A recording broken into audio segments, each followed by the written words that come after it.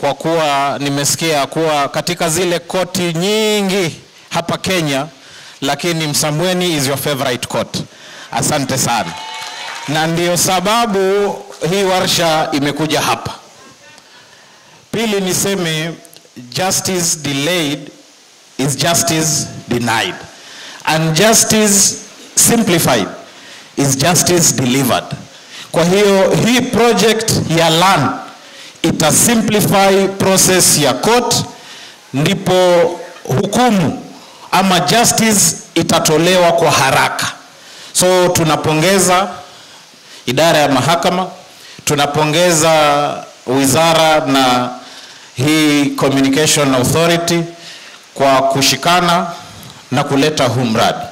Mwisho niseme, if it were not for CDF kiti or fund, leo labda tusingekuwa hapa.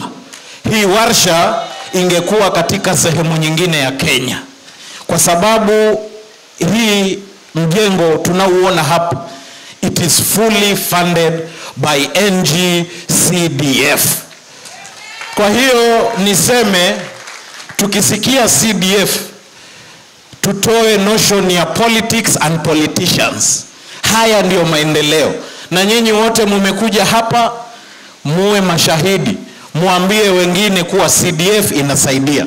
It means NG-CDF is partnering with the judiciary to bring judicial services closer to the people. Ni kweli ama si kweli? Kwa hiyo tuache kupiga vita CDF. Alafu bwana Naikuni, unajua heshima ni kitu kidogo. Ungetupatia tu nafasi tukasalimia. Lakini sasa mnakuja kwa boma yetu, mkuje muingie bila hodi, mtu kanyage alafu muendezeni. So hii tuheshimiane tu kidogo ili Kenya ipate kusonga mbele.